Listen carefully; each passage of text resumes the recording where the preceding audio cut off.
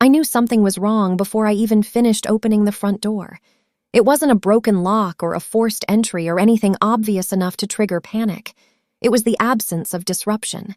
The air inside the house felt still in a way that wasn't natural, like everything had already happened and settled before I arrived. I stepped inside with my suitcase in one hand and my phone in the other, still catching up on missed notifications from my trip, when a habit I had built over years of risk analysis made me check my banking app before doing anything else. The number on the screen didn't drop gradually. It collapsed. $150,000 was gone.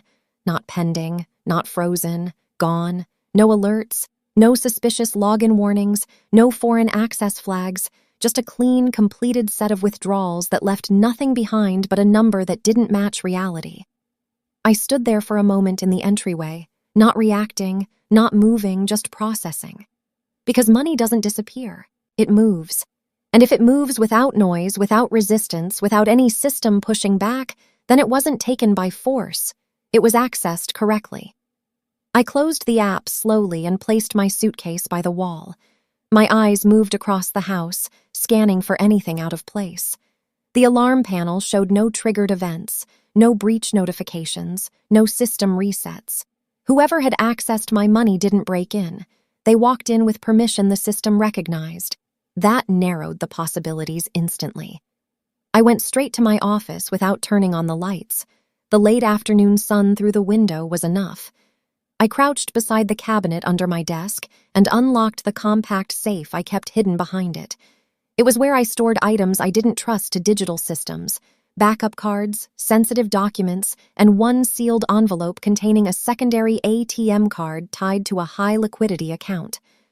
The moment the safe door opened, I saw it. The envelope was still there, but it wasn't intact. The seal had been opened carefully, not ripped or damaged, just peeled back and pressed into place again as if no one expected it to be checked closely. I reached inside and pulled it out. Empty. The card was gone. The small slip of paper with the pin I had written months ago was gone with it. I didn't react outwardly. I didn't need to. The pattern was already forming. No external breach, no system alerts, physical access, targeted retrieval. Whoever did this knew exactly where to go and what to take. This wasn't impulsive, it was deliberate. I stood up, took out my phone, and opened my internal security system.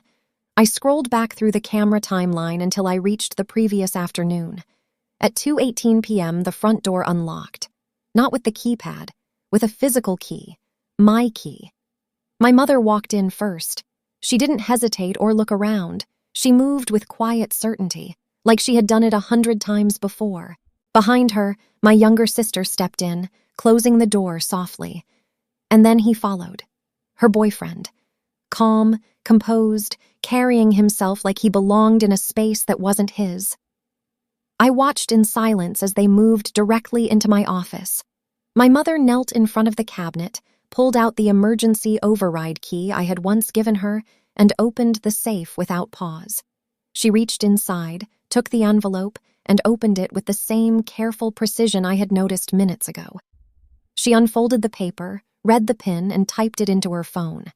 Then she took the card and turned toward him. He was already watching. She handed it to him. He smiled. Not uncertain. Not grateful. Confident. Familiar. Like receiving something that was always meant to be his. My sister stood beside him, arms folded loosely, not questioning, not interrupting. Just present. Less than 4 minutes later, they left my house the same way they entered. Calm, controlled, unhurried. I paused the footage and let the image sit on the screen. There was no confusion left, no missing detail, no variable I needed to account for. This wasn't a misunderstanding. It was a sequence. Entry, retrieval, transfer. I replayed the moment the card changed hands, and for the first time since I walked in, I asked the only question that mattered. Not why they took it, but how many times he had done this before. I didn't call the police, not yet. Instead, I tapped my mother's name and held the phone to my ear, letting it ring just long enough to feel intentional. She answered on the third tone, her voice already softened into something falsely warm. "You're back early," she said, like we were discussing schedules instead of a six-figure disappearance. I didn't respond to the greeting. "Where is my money?" I asked, my tone flat and controlled, stripped of anything she could turn against me. There was a pause, not confusion, not shock, just adjustment. Then she sighed. "Victoria, don't start," she said, her voice tightening into something more familiar. "It's not what you think." That was the moment I understood she wasn't going to deny it. "You entered my house," I said evenly. "You opened my safe. You took a secured card and the PIN. $150,000 was withdrawn from my account within hours. Explain it." I didn't raise my voice. I didn't accuse. I laid out facts because facts didn't bend. But she didn't respond with facts. She responded with belief. "We didn't take anything," she said sharply. "We used it. There's a difference. This is family, Victoria. You're not some stranger we're stealing from." I leaned against my desk, letting her words settle. Used it. Not took it. The language itself was rewriting the event. "For what purpose?" I asked. "For something important," she replied immediately. "Your sister's boyfriend has a real opportunity right now, a serious one. He's meeting investors this weekend. This could change everything for him. For them." I closed my eyes briefly, not in frustration, but in recognition. Not an emergency, not survival, opportunity. "You withdrew $150,000 from my account for a man I've met twice," I said. "Without permission." "Don't make it sound ugly," she snapped. "You make more than enough money. You're stable. Your sister isn't. This is what families do. We support each other. You can't just hoard wealth while people close to you are trying to build something." Another voice entered the call before I could respond. My father. His tone was colder, more controlled. "You're being unreasonable," he said.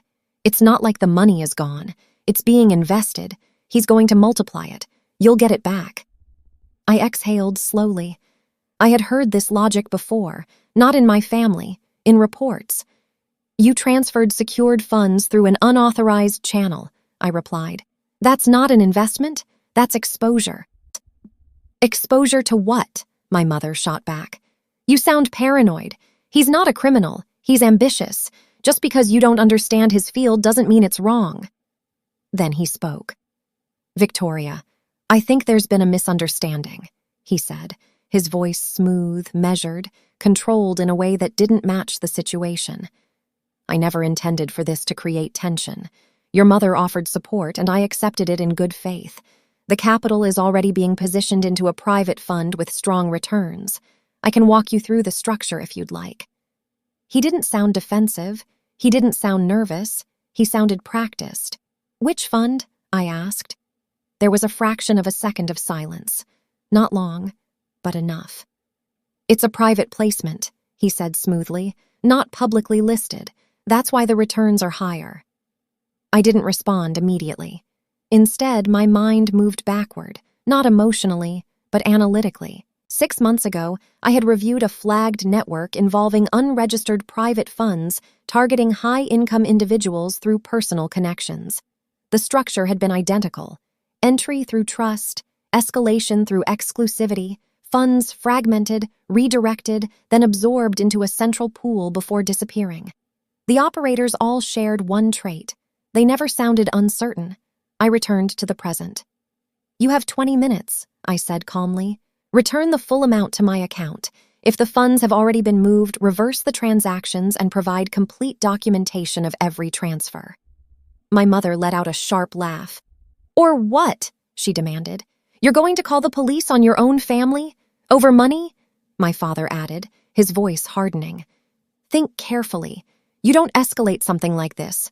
Not against your own blood." I didn't answer immediately, because the answer had already shifted. "I'm not escalating anything," I said quietly. "I'm identifying what this actually is." Silence followed.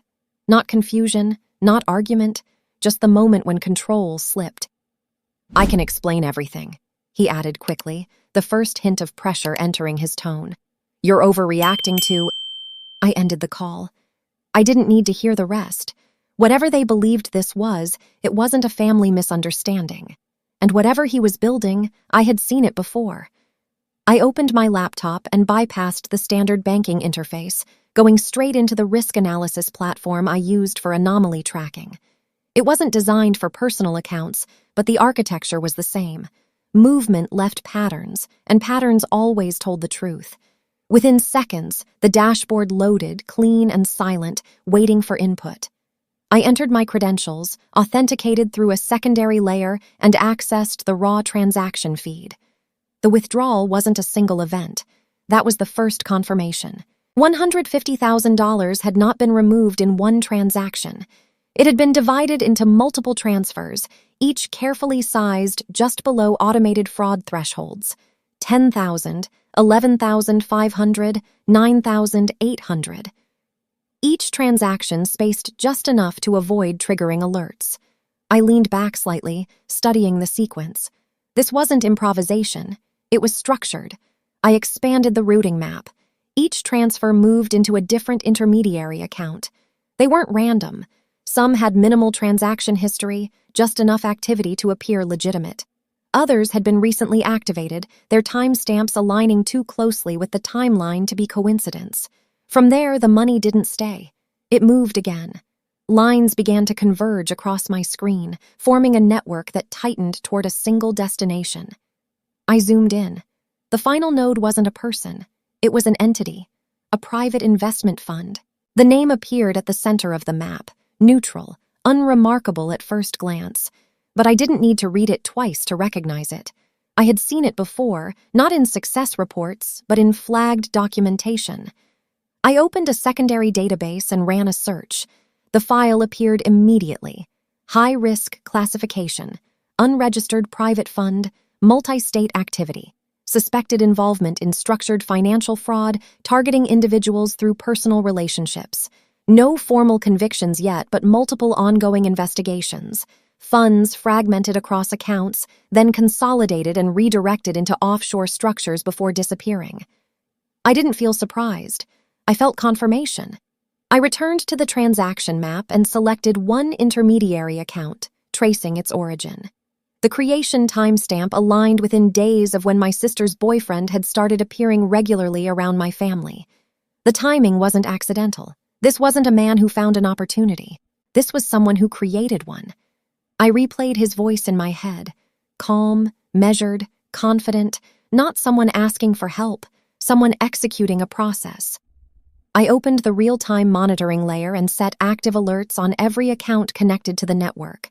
The response was immediate. New transactions began appearing in real time. The money wasn't idle. It was moving again, fragmented further, redirected through additional layers, then absorbed back into the central fund.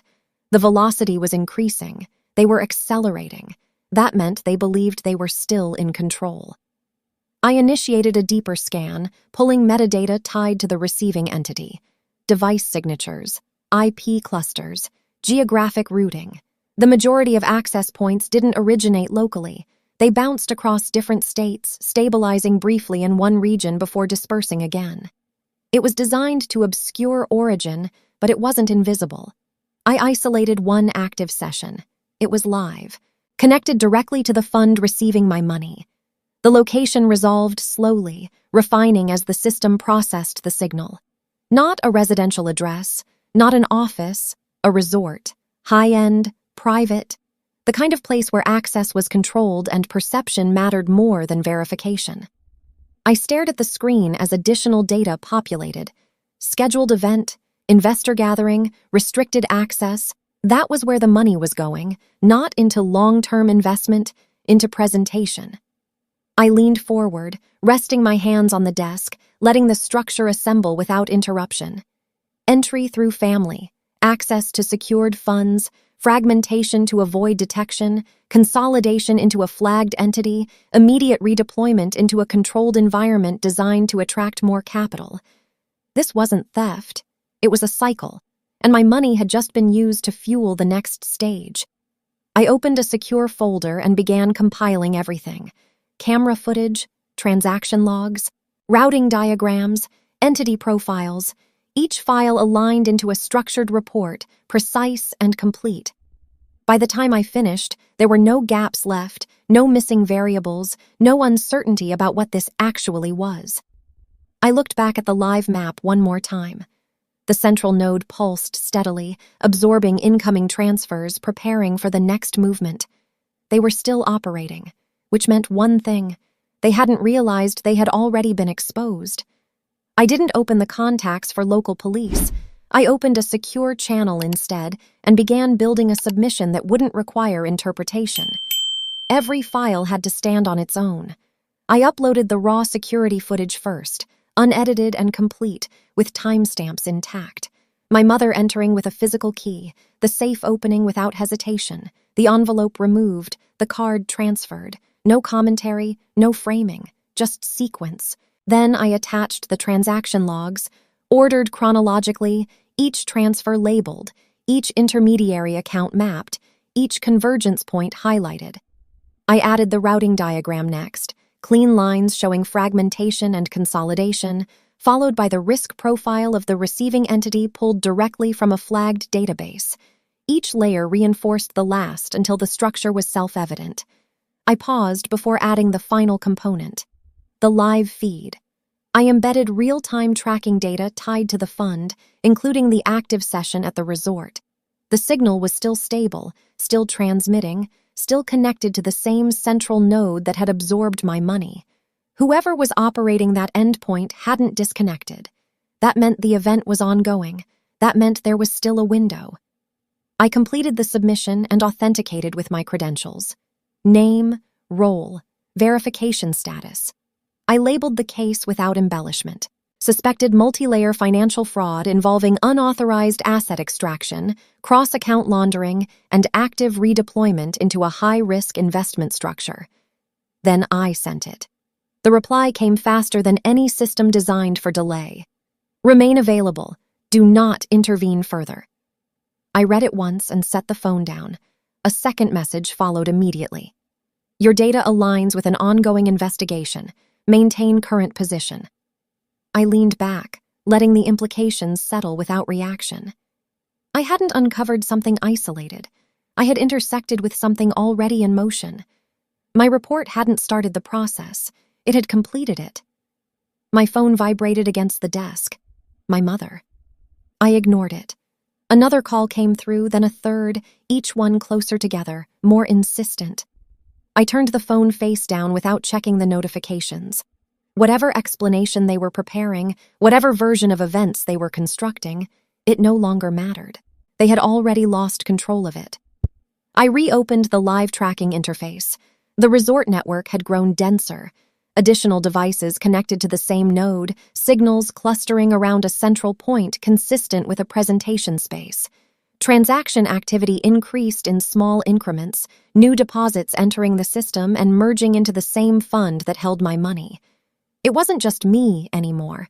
The structure was expanding in real time. They were still operating, which meant they believed nothing had changed. I adjusted the monitoring parameters, setting priority alerts on all outgoing movements tied to the central node. If anything shifted, I would see it immediately, not to stop it, not to interfere, just to understand how far they intended to push it before extraction. Another message appeared on the secure channel. No direct contact with involved parties.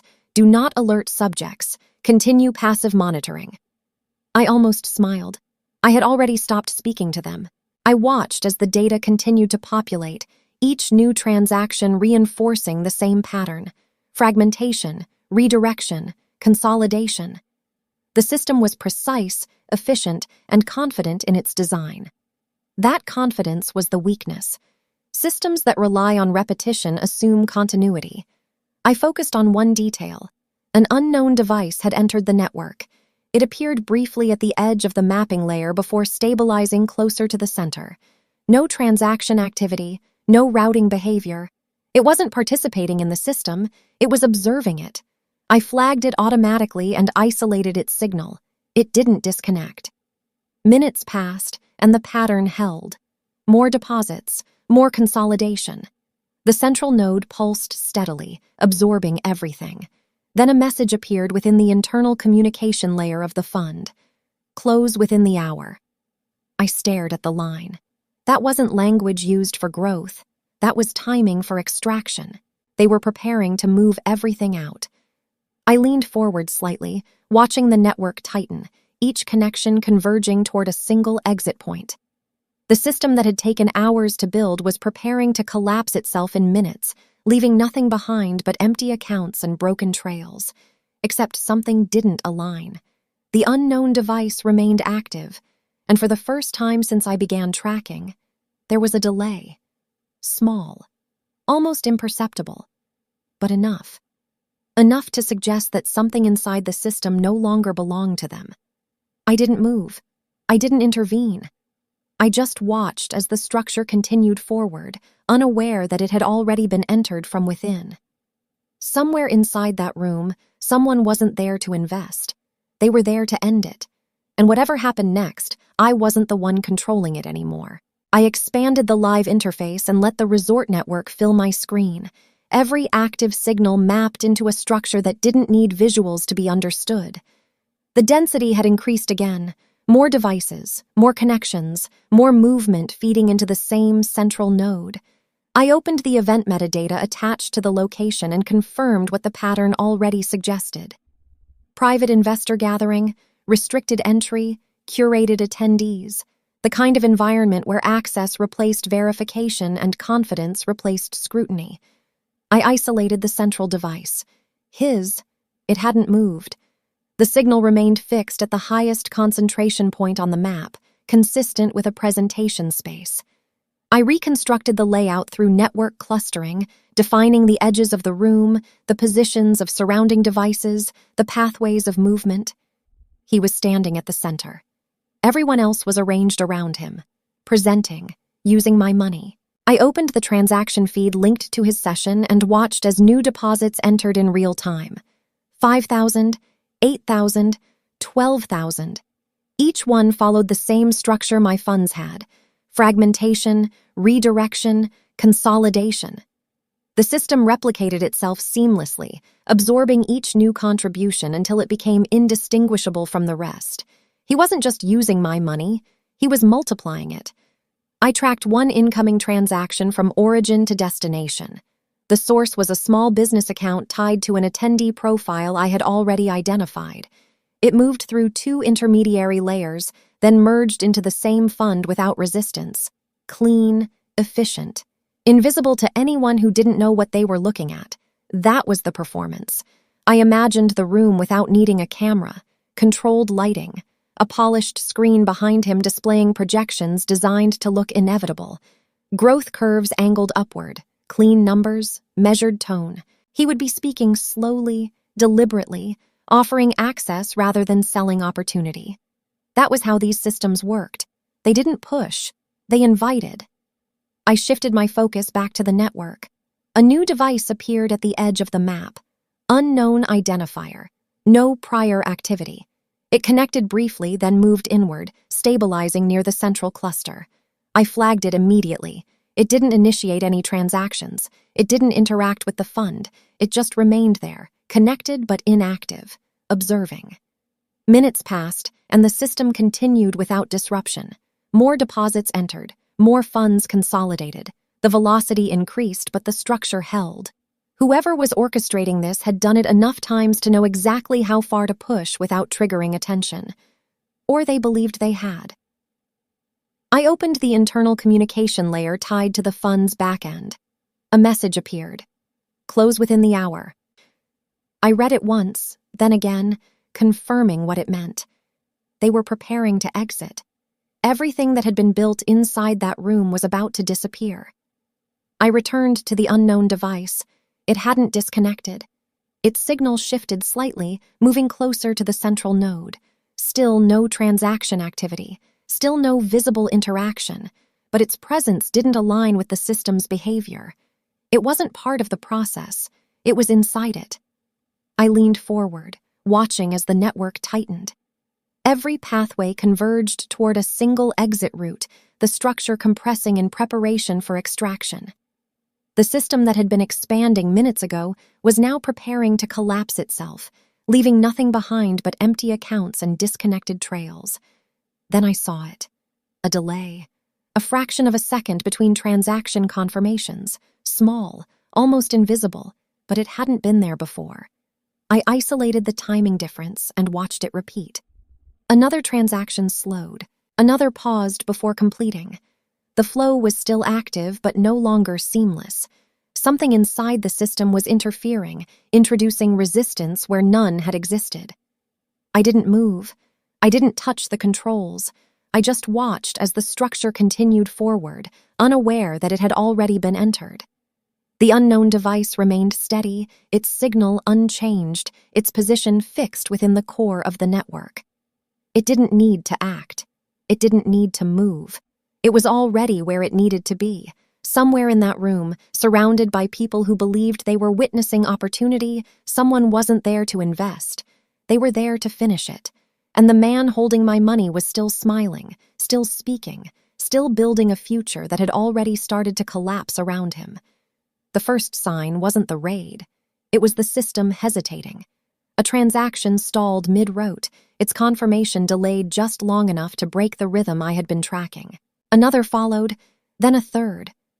The flow that had been seamless minutes ago began to stutter, like a mechanism encountering resistance for the first time.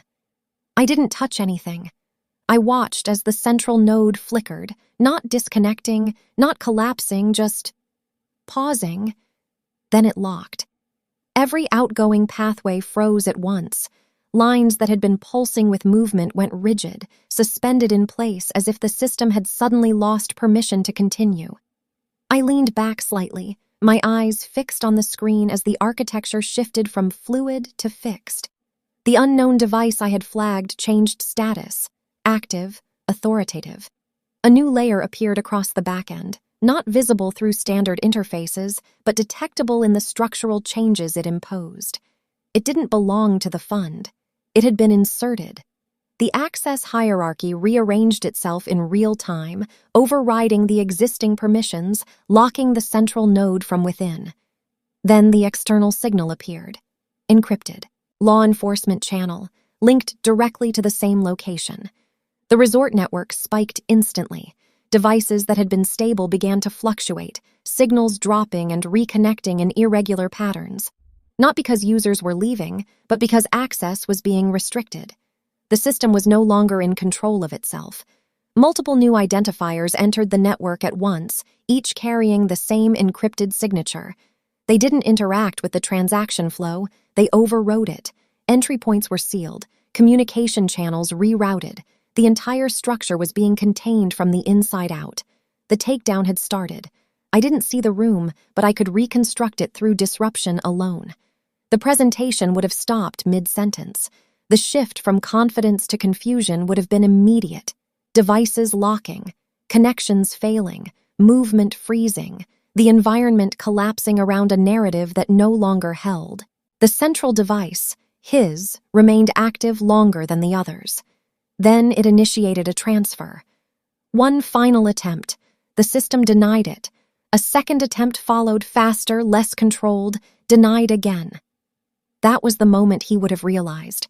The network registered a surge of irregular activity, rapid device movement, signals crossing in unpredictable patterns, the structure fracturing under pressure.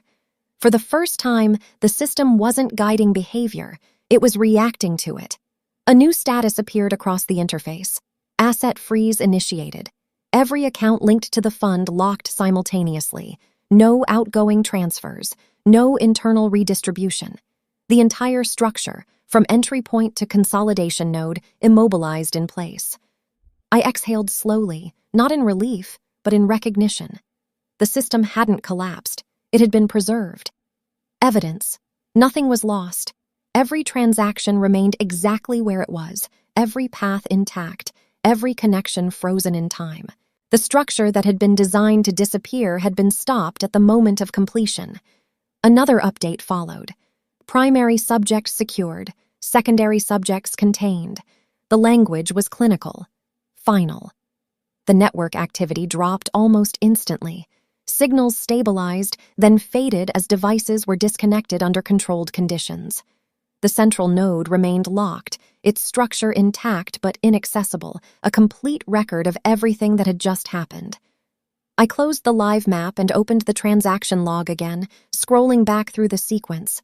My money was still there, embedded within the system, no longer moving, no longer at risk of disappearing into the next layer. For the first time since I stepped into my house, I stopped calculating. Not because it was over emotionally, but because it was over structurally. My phone vibrated on the desk. Multiple missed calls. My mother, my father, my sister. No messages from him. That didn't surprise me. People like him didn't explain. They adapted. Until they couldn't. I turned the phone face down again and looked back at the final status on the screen. The words didn't change. Primary subject secured. The man who had walked into my house with quiet confidence, who had accepted my card like it belonged to him, who had stood in a room selling an illusion built on other people's trust, had just run out of system, out of structure, out of options. And this time, there was nothing left for him to move through. The first official notice arrived before sunrise. I opened my inbox and found a federal update already waiting, time-stamped hours after the takedown. The language was precise, structured, and final. Multiple charges filed, interstate financial fraud, organized monetary manipulation, asset seizure authorized. The case had advanced overnight, moving from operation to prosecution without hesitation. That told me everything about how much they had already built before my report reached them. I scrolled down, primary subject identified and detained on site, no release authorized, full asset freeze in effect. His name was listed in full, no longer attached to confidence or presentation, just a record inside a system that didn't recognize performance. Everything he had projected inside that room had collapsed into documentation. I moved to the next section. Associated individuals. My sister's name appeared there. Not as a primary operator, but not as a passive presence either. Participant, linked to access, present during transactional activity. The classification was careful, but it didn't remove her from the structure. She was part of it. A request followed. Cooperation opportunity. I read it once and closed the file without reacting. That was the only path left to her now. Not denial, not argument. Cooperation. My phone vibrated across the desk. Her name. I let it ring once, twice, then answered. They came out of nowhere, she said immediately, her voice uneven, stripped of the certainty she had the day before. They shut everything down. They took him. They said things I don't even understand. Federal charges, fraud. I didn't know it was like that. I thought... She stopped, the sentence collapsing before it reached anything concrete. I didn't interrupt. I didn't know, she repeated, quieter this time. I held the phone slightly away, not because I couldn't hear her, but because I needed distance from what she was trying to rebuild. Knowledge wasn't defined after the fact. It was defined by what you accepted when it mattered. You were there, I said. It wasn't a question. Silence followed, brief but heavy. They're asking me to talk to them, she said after a moment. They said it would help if I cooperate. I didn't respond immediately. That's your decision, I said. She exhaled sharply like she had expected something else. Protection, direction, alignment. I gave her none of it. You could tell them it was a misunderstanding, she added quickly, reaching for something familiar. You could explain that Mom gave him the card, that it wasn't... No, I said. The word didn't need volume. No, I repeated. The silence that followed wasn't tension. It was closure. They're going to come to the house, she said, her voice dropping further. Mom and Dad don't understand what's happening. They think this is just going to go away. I looked back at the report still open on my screen. It wasn't. They'll understand, I said. I ended the call. A new notification appeared almost immediately. State-level proceedings initiated. Interviews scheduled. Financial liability assessment in progress. The structure of consequences was expanding outward, moving from the center to every point connected to it. I didn't need to be there to see how it unfolded. My mother would begin with denial. She would frame everything as a misunderstanding, a family matter exaggerated beyond reason. My father would attempt control, shifting his involvement, reducing his exposure, separating himself from decisions he had supported hours earlier. That was their pattern. But patterns didn't matter inside systems built on evidence. I stood up and walked back into my office. The safe was closed now, the empty space inside it no longer just an absence, but a starting point. Everything that followed had begun with that single action. Opening it, taking what wasn't theirs, believing there would be no consequence. My phone vibrated again. My mother. I didn't answer. Another call followed. My father. Then both again, closer together, more urgent. I let them ring until the room returned to silence. Minutes later, another update appeared. Formal notices delivered, interviews in progress, financial restitution under review. The language was consistent, precise, unaffected by urgency or emotion. It didn't escalate. It executed. I closed the report and rested my hand briefly on the desk, feeling the surface where everything had started. Not as a loss, not as a violation, but as a point of clarity. They hadn't misunderstood anything. They had made a decision, and now the system was making one in return. I turned away from the desk and left the office without looking back. The confirmation came 3 days later, not as relief, but as completion. I opened my account and saw the number restored exactly as it had been before everything started. $150,000 returned under federal authorization, each transaction traced, verified, and documented. There were no discrepancies, no partial recoveries, no missing fragments. The system had done exactly what it was designed to do. It identified the breach, followed the movement, stopped the extraction, and reversed the damage without negotiation. I scrolled through the attached report, reading each line with the same focus I had used from the beginning. Primary subject formally charged under multiple federal statutes. No release pending investigation. Asset seizure extended. The language didn't describe a person anymore. It described a process already in motion, one that didn't slow down for explanations or intentions. Further down, my sister's status had changed. Cooperation accepted. Classification adjusted but not removed. Ongoing review. It wasn't forgiveness. It was a conditional path that came with consequences she would carry forward. I read her name once, then moved on. My parents' outcome was listed separately. State-level liability, unauthorized access to secured property, provision of confidential financial credentials, civil restitution enforced. The financial impact alone was enough to dismantle the stability they had spent years maintaining. Liquidation of assets, mandatory compensation, additional penalties tied to investigative costs. It wasn't framed as punishment. It was framed as responsibility. I closed the report and leaned back in my chair, letting the silence settle around me again. The house felt different, not because anything had physically changed, but because nothing inside it was shared anymore. No assumptions, no access, no blurred lines between what belonged to me and what they believed they could take. I stood up and walked back into my office. The safe had been replaced. Biometric lock, multi-layer authentication, external monitoring integrated into my primary system. Not because I expected another attempt, but because I understood something I hadn't fully accepted before. Security isn't built on trust, it's built on structure. I powered on the main screen and opened the audit log. Every event was there in perfect sequence. Entry, retrieval, transfer, consolidation, intervention, recovery, a complete cycle recorded without distortion. There was no space for interpretation, no narrative to rewrite, just data. My phone sat on the desk behind me, silent now. At some point, the calls had stopped. No more attempts to explain, to justify, to rebuild something that no longer existed. I didn't block them. I didn't need to. The distance had already been established in a way that didn't require maintenance. I turned off the screen and let the room fall quiet again. The same silence I had walked into days ago, but this time it wasn't arranged by someone else. It belonged to me. Controlled. Defined. Final. I picked up my phone and held it for a moment, not to call anyone, but to think about what had just happened. Not as a personal story, but as a pattern I had seen before and would see again.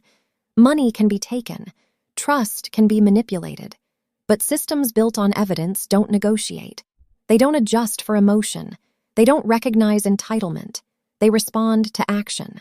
I set the phone back down and looked toward the window. The light outside steady, unchanged, indifferent to everything that had happened inside.